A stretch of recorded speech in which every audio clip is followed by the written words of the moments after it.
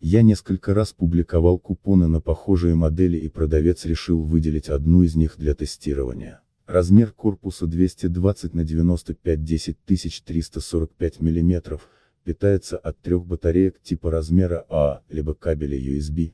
Имитация пламени со стороны выглядит реалистично, правда оттенок красноват, как будто дрова уже догорают. Но и не хватает звука потрескивания углей, с ним было бы вообще супер.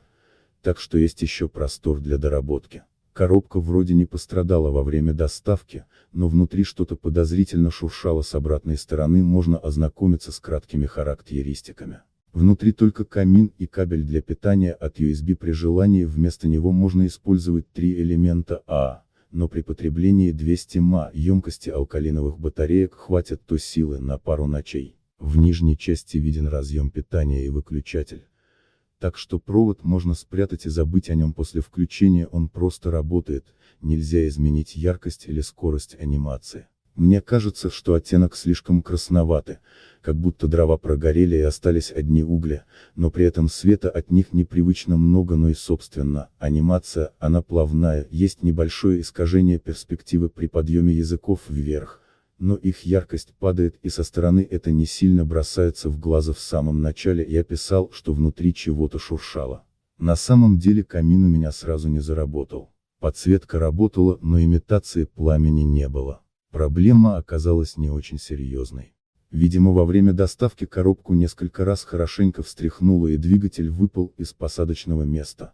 Похоже, термоклей фиксирует пластик хуже шурупов. Вот чуть ближе. Восстановление заняло 15 секунд, 10 из которых грелся паяльник. Припаялся напрямую к ленте, все равно никаких промежуточных блоков нет.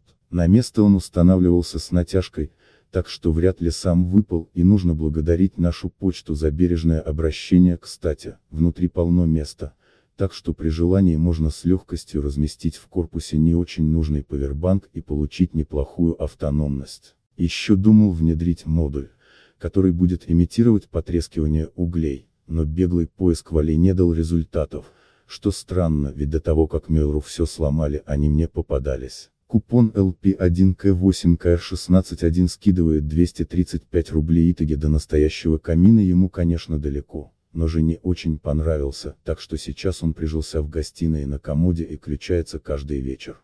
Очень не хватает звука потрескивания дров, но у нас есть ночник с фоновым шумом, среди которых есть нужный, и при его включении атмосфера заметно меняется.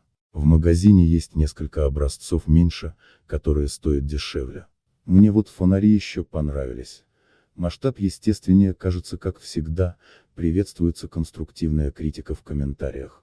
Всем добра равно, товар для написания обзора предоставлен магазином. Обзор опубликован в соответствии с П. 18 правил сайта. Пожалуйста, не забудьте поставить лайк и написать комментарий.